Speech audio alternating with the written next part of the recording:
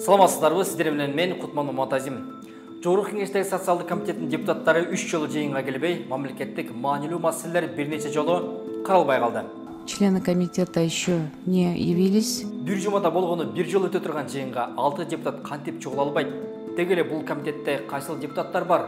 Алар эмне менен алек? Балким бир депутат TikTok тартып жүрөт. А когда мне непонятно, я начинаю злиться. Балким экинчиси жыйынга шашып келе жатканда майекке түштү. Үч жыйынга тең барып, эл өкүлдөрүнүн күтүү менен үмүтүн таш капкан тарыхчы Каяз Молдокасымов нааразы болуп, аларга наалат айтты. Мамлекетти ойлогон депутаттарды мандатынан ажыратпаса алар жыргатпайт.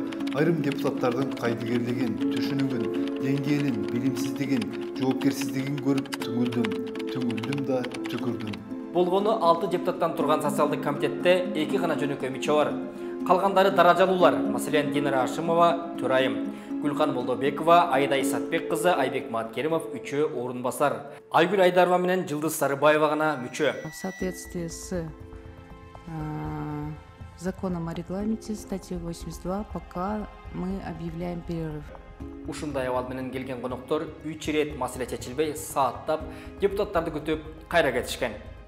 Жыйынга ЖКнын 2 депутаты, билим берүү жана илим министри, финансы министри, тышкы иштер министри, юстиция министри, Бишкек шаарынын мэри, Улуттук илимдер академиясынын президенти, Кыргызстан элинин тарыхый жана маданий мурастарынын мурас фондусунун төрагасы Каяз Молдокасымов баш болгон 10дон ашык адам чакырылган.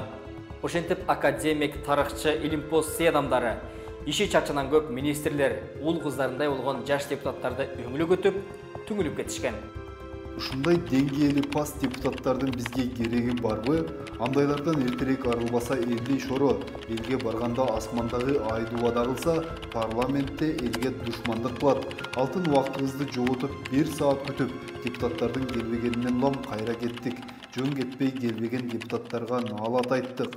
Депутаттардын арасында мыктылар албетте көп, бирок фракция жетекчилерин, спикерин укпаган, эң башкысы элдин, мамлекеттин кызыкчылыгын уруу ойнобогон арамза депутаттар башкаларды да жаманатты кылат. Андайлардан батыраак арылбаса, жогорку кеңештин депутаттарын таркатабыз деп эл жабыла чыгат. Эсиңерге келгиле, элге каршы иштеген кумалак депутаттар. Депутаттар эмне менен алек? Комитеттеги эң жаш депутат Айда Исатбек кызы иш убактысында иш бөлмөсүндө отуруп TikTok тартканды жакшы көрөт.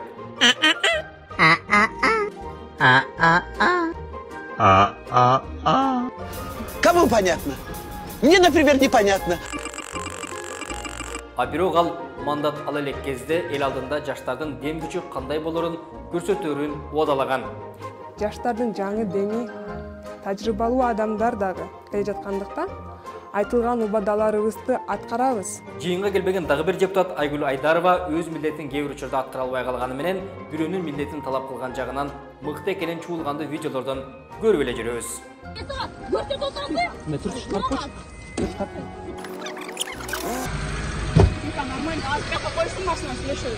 Эгер ал жыйынга даярданып келген болсо, анда кечирип коюңуздар. Ушунчалык бала деп атабыз, мамлекет деп атабыз, калпиле күймүш болуп кулакка лапшаны илип атабыз. Сонун тамакты жеп көрдүңүздөрбү? Балаңызды же небереңизди жетелеп барып, мектепте жөн эле кызыгуу менен жеп көрдүңүздөрбү? Ушу жетти мен суроого жооп бергенге мага мүмкүнчүлүк бериңизчи, суранам. Мүмкүнчүлүк берип атсам, сиз около сүйлөп, сөз узартып атасыз. Кийинки депутат Садырбаева Жылдыз Эсенбекованын иши көп экени түшүнүктүү. Анткени ал 1997 жылдан бери 20 жылдан ашык убакыт Элай, Жылдыз Фарм, Фармамир аттуу компанияларга ээлик кылып келген. Анын бир эле Фармамир компаниясы 2018 жылы келишимдин негизинде мамлекеттен 166 миллион сомдук буйрутма алып, кайра 60 миллион сом салык төлөгөнүн Кактус медиа жазган. Гүлкан Молдобекова кайда? Ал күйөөсүнүн профсоюздар уюмундагы эски креслосун дагы эле кайтарып, бошобой жүргөн чыгар. Мына жолдошумун, барыңыздар билесиз. Бардыгыбыз тең. Мен жолдошу болсом, мени эл шайлаган, мен берге отурбашым керек. Ал эми Маткеримов шайлоо алдында муну бошоп, эл үчүн эбегейсиз эмгектери кыларын айткан. Бирок анын ишине тарых жана шайлоочулар өздөрүнүн баасын берер. Элибизге ак кызмат кылууга аттанган жарандардан куралган партиябыз. Бул жыйында билим берүү жөнүндө мыйзамга киргизилчү өзгөртүүлөр Өзбекстан тарабынан Кыргызстанда мектептерди куруу жөнүндө макулдашууну ратификациялоо. Кыргыз жана Орус өкмөтүнүн ортосундагы билим берүү боюнча макулдашуу. Коңшу Қытайдан Қырғызстандан 3000 жылдық тарихы бойынша материалдарды алып келу мәселелері қаралмақ. Ошентип, эларалык масштабтагы 3 маселе 3 жумадан бери депутаттардын кайдыгерлигинен каралбай турат. Сиздер менен мен Кутман Маматазин болдум. Аман туруңуздар.